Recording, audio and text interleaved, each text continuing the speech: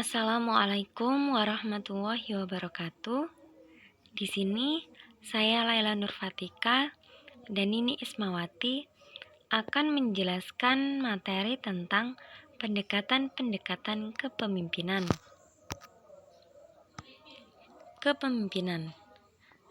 Kepemimpinan adalah proses pengarahan dan mempengaruhi aktivitas yang berkaitan dengan tugas dari anggota kelompok. Untuk lebih mempermudah dalam memahami kepemimpinan tersebut, perlu digunakan beberapa pendekatan. Pendekatan tersebut antara lain adalah: yang pertama, pendekatan kepemimpinan berdasarkan sifat. Yang kedua, pendekatan kepemimpinan berdasarkan tingkah laku. Yang ketiga, pendekatan kepemimpinan berdasarkan teori situasional. Dan yang terakhir, pendekatan kepemimpinan berdasarkan teori penerimaan.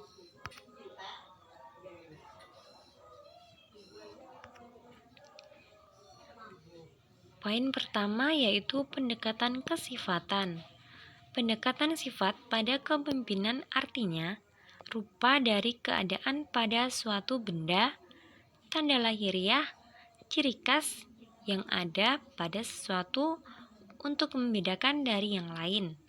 Teori ini menyebutkan bahwa pemimpin itu dilahirkan, bukan dilatih, dibentuk, disiapkan atau diasah dengan training yang keras. Dalam menentukan pendekatan sifat ini, ada dua jenis pendekatan. Yang pertama yaitu membandingkan sifat orang yang tampil sebagai pemimpin dengan orang yang tidak menjadi pemimpin. Yang kedua, membandingkan sifat pemimpin efektif dengan pemimpin yang tidak efektif. Peter G. Northaus menyimpulkan sifat-sifat yang melekat pada diri seorang pemimpin yang melakukan kepemimpinan. Menurut pendekatan sifat, antara lain yang pertama ada intelligence, yaitu pemimpin cenderung punya kemampuan dalam hal bicara, menafsir, dan bernalar yang lebih kuat ketimbang yang bukan pemimpin.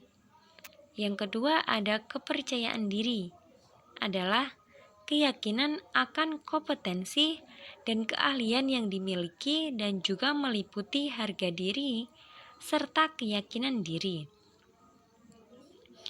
Yang ketiga ada determinasi, adalah hasrat menyelesaikan pekerjaan yang meliputi ciri seperti berinisiatif, kegigihan, mempengaruhi, dan cenderung menyetir.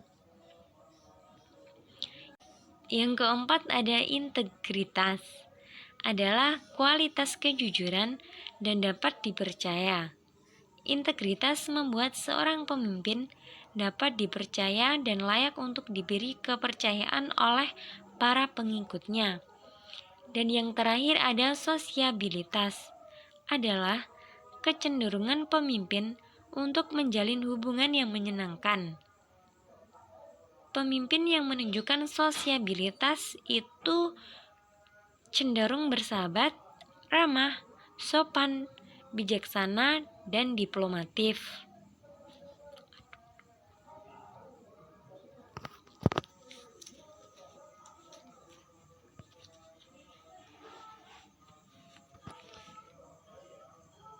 Pendekatan keperilakuan. Menurut sastra Dipora 98, kepemimpinan berdasarkan perilaku adalah kepemimpinan yang didasarkan atas pengamatan apa yang dilakukan oleh pemimpin efektif itu. Fungsi kepemimpinan di sini yaitu memberikan kelonggaran kepada individu untuk mewujudkan motivasinya sendiri yang potensial untuk memuaskan kebutuhan yang pada waktu bersamaan memberikan sumbangan bagi pencapaian tujuan organisasi.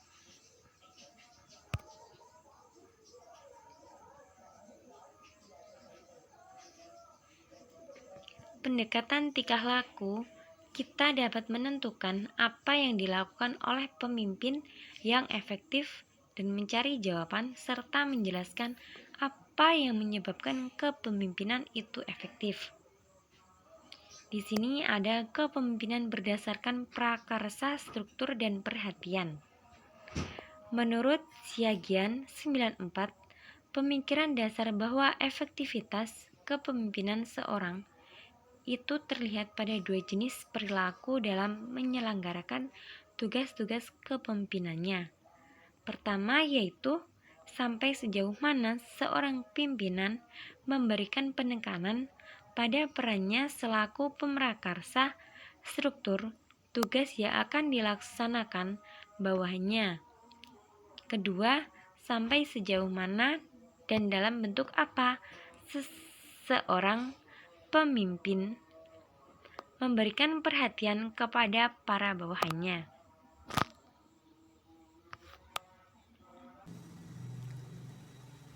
Selanjutnya yaitu perilaku berdasarkan orientasi bawahan dan produksi.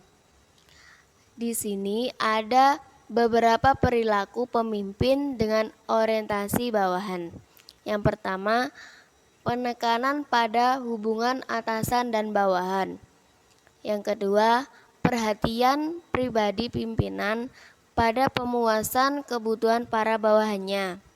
Yang ketiga, menerima perbedaan-perbedaan kepribadian maupun kemampuan dan perilaku yang terdapat dalam diri para bawahan tersebut. Sebaliknya, pemimpin dengan orientasi produksi menunjukkan perilaku seperti ini. Yang pertama, cenderung menekankan segi-segi teknis dari pekerjaan yang harus dilakukan oleh para bawahan dan kurang pada segi manusia.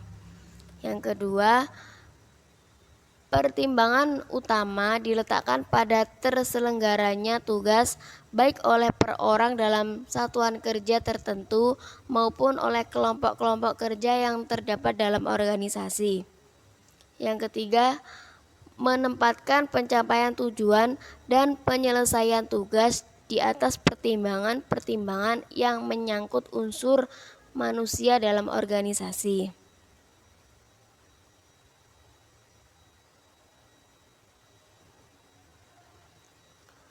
Pendekatan kontingensi. Istilah dalam pendekatan kontingensi menggambarkan peran serta tugas manajer adalah menganalisis kondisi tertentu berdasarkan waktu tertentu yang dinilai paling efektif untuk pencapaian sasaran manajemen. Manajer menengah seperti manajer penjualan memainkan peran dalam implementasi strategi organisasi karena mereka berfungsi sebagai penghubung antara manajemen puncak yang mereka laporkan dan karyawan yang mereka awasi.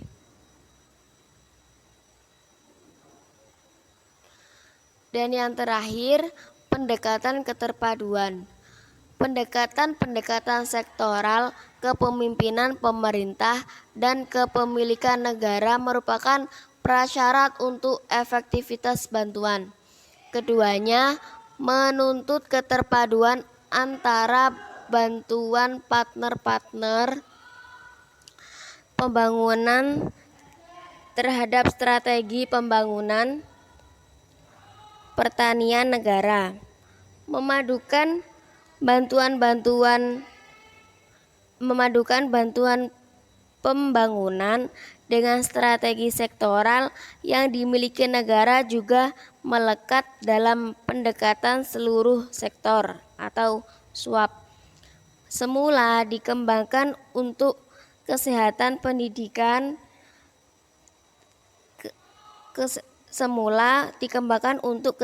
dan pendidikan. Berdasarkan pendekatan ini, pemerintah dan para donor setuju untuk mendukung sebuah program pembangunan sektor pertanian yang koheren, dikawinkan dengan kebijakan dan reformasi institusional.